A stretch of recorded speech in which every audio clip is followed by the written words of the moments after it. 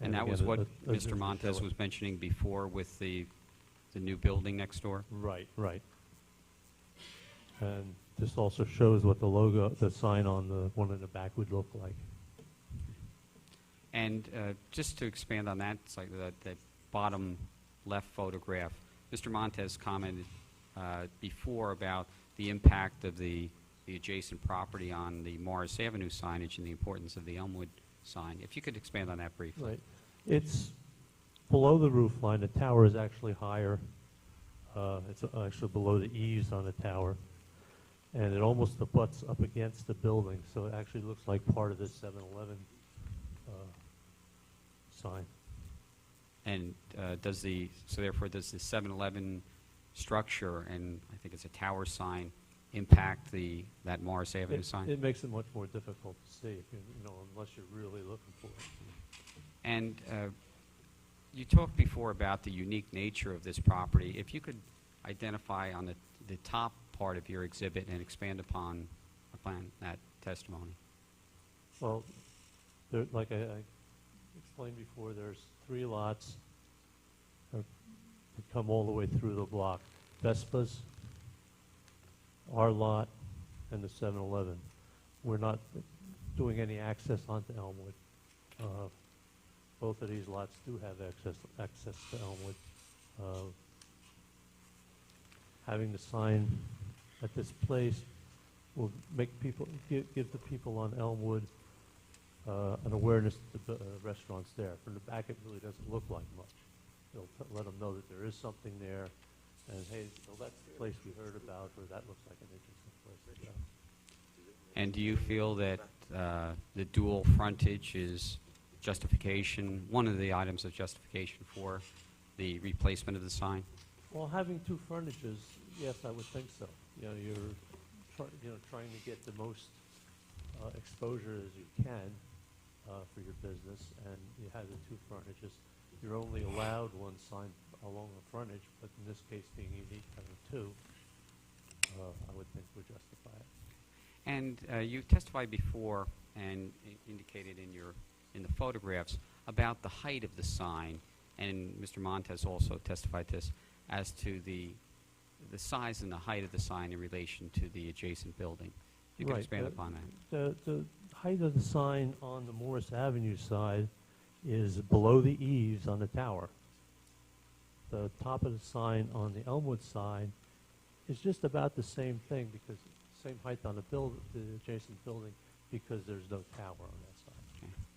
And I believe you also, Mr. Montez had testified to this, and I think you began to testify with respect to the angle that the sign is at in relation to Elmwood Avenue and the residences. Do you think that would then have any impact on that surrounding area? Well, it's perpendicular to the property line. The light is mostly going to go along toward the parking lots. The closest property, the corner of Savitt and residential property, corner of Savitt and Elmwood, the sign actually has the least exposure because of the angle of the sign to the property. Okay. As you go further down the road, the face of the sign has more exposure. And I indicated this in my opening statement, but again, as a planner and one that's very knowledgeable of this area and this property, can you indicate how signage is important for particularly this type of business and on a dual frontage property? Yeah, it brings awareness to the public, especially for a new restaurant or any new business. It allows people to know it's there. It might put it in the back of their mind that when they're looking for some place to eat, hey, maybe let's try that place. That looked kind of interesting. Or, like I said, oh, there's that place we heard about. Now, furthermore, you've heard the testimony of Mr. Montez in his discussions with the neighbors. Does the fact that he's willing to shut off the sign at a certain designated time have any impact on your testimony and the variance? Not really, because he's going to shut it off when the kitchen closes.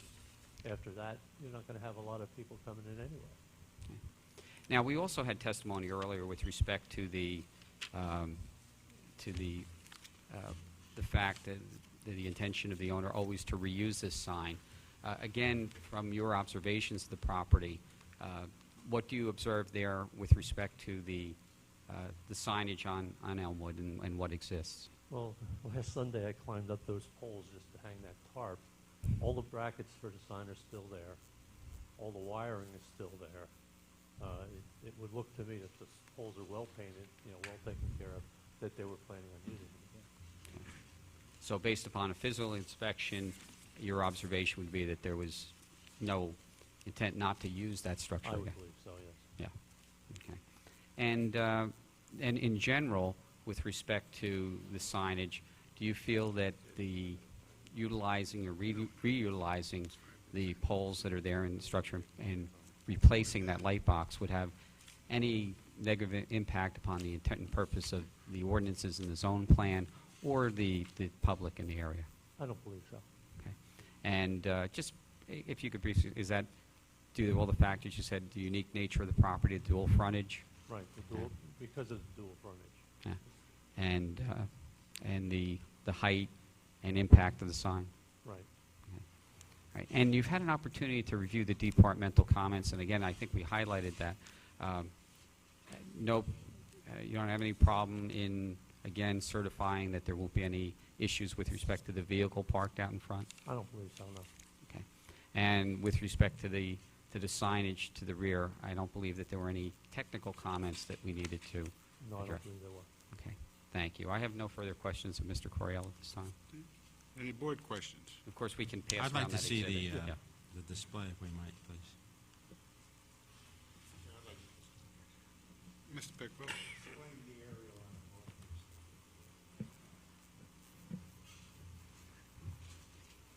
He didn't hear you, George.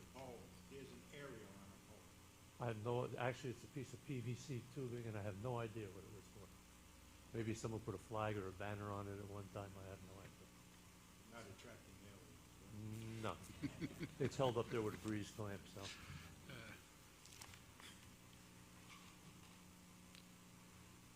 By the way, while the board is looking at the I have a exhibit, question. I'm Mr. sorry, I was Chairman, going to I ask have a that the banner that you displayed would be the general location of the sign. Yes, that's the same size that the proposed sign is, at the heights the sign was proposed at.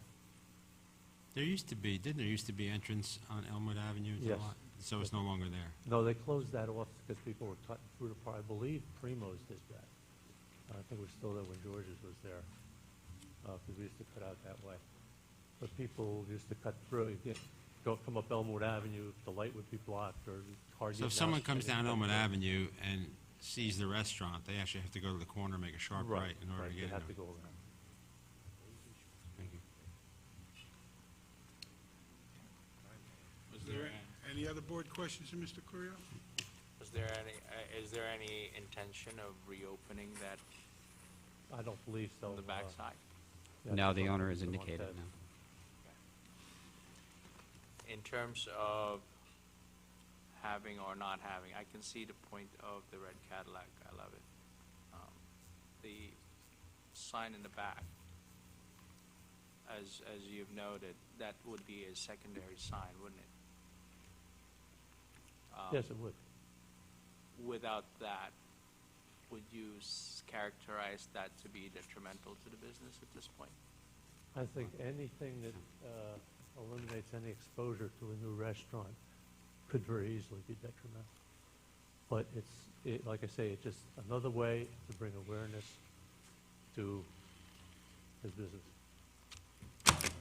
The owner mentioned before about some neighborhood association expressing concern about lighting and whatnot. Do we have anyone here in the public that expresses that? They're going to come They're up going to do that later? when we Yeah, ask very for comment. Very good. As a matter of fact, I'd like to call Mr. Montez back again just to review that part of the testimony, Sure. if possible. Yeah. Yeah, I'd like to I think question. Mr. That Chief wasn't Giovanni. clear enough.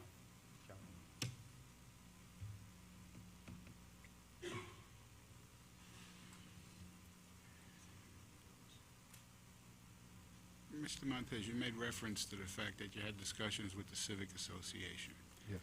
Exactly what was the agreement you came to with them as far as the turn-off point for the lights and don't think we came to a specific time, but I told them that I was aware of their concerns and that I would definitely not leave that light on past what I had to leave it on. I was saying my kitchen closes at 11 o'clock, so between 11 and midnight in there, that I would definitely work with the neighborhood and address their concerns and turn that back sign off to stop the lighting. Mr. Chairman, may I ask a Mr. question? DiGiovanni, go ahead.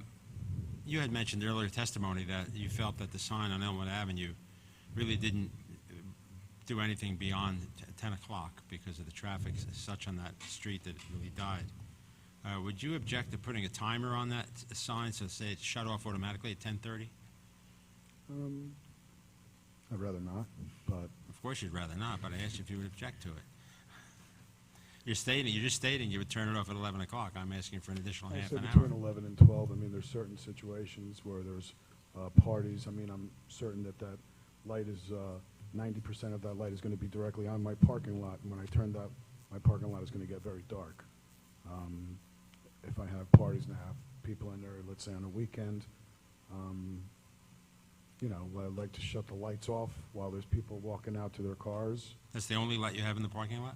I have, that is the only light I would have in the park. I have 2 spotlights that are very old from the hot dog stand, and there's 1 street lamp in there. But I'm just saying, I think that that's going to really light the parking lot area because it is right on top of it. So, I mean, I'm being as honest as I can. I would like to see my parking lot lit. I don't like ladies walking out by themselves into a dark parking lot. I can usually walk understand out that. with ladies. Not to mention if they had a tequila or two. Things happen. I feel still responsible while they're on my property. I do walk a lot of women out just to make sure.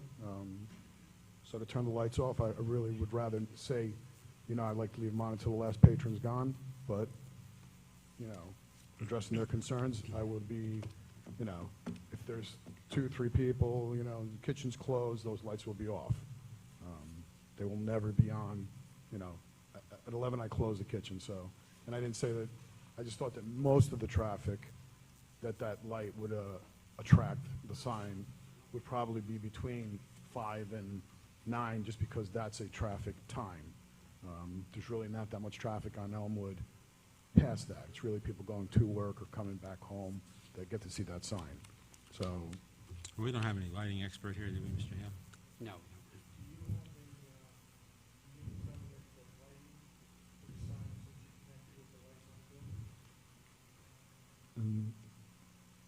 I don't know, I don't understand what you mean. No, it's on its own switch.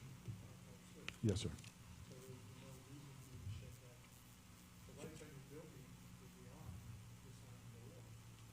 Yeah, I'm just saying the lights on my building are simply hi-hats around the front. There's really no other lighting besides that street lamp. It's a, you know, street lamp is very specific to its area, it points down. I'm assuming when I lit that sign, and from being Primo's, when that sign is lit, that parking lot is well lit. If I turn that light off, it's going to be very noticeable that the lights went out. So, I would just like to say, if any of your daughters or wives are walking out, I'm sure you would rather have the parking lot lit than not lit, just like if my daughters are walking out. I mean, I don't, that's right, I have that one As soon as light. Jimmy's done. That is correct, I don't have it lit, so the sign is going to serve a couple of purposes. Sir. You get an agreement? If you can answer it, the 7-Eleven, what time do their lights come on, or are they on? I think they're 24 hours. Yeah, I think they're 24 hours. Yeah. Yes, sir. They are 24 hours. Not only this, I know they reflect over to your property, okay? So they don't have a shut off on theirs at any specific time. They're open 24 hours. as is the Okay. CVS and the TD Bank, Oh, all 24 hours. good point, Mr. Pickle. That's all I want to mention, because I noticed that the lights there, even if Okay, I'm coming George. up Elmwood Avenue, those houses that are there in that association, those lights are on 24 hours. Yes, sir. Mr. Chairman, can we take a 5-minute break? Sure. Do I have a motion? Yeah, no objection. Motion? I'll make a move, we recess 5 minutes. Second?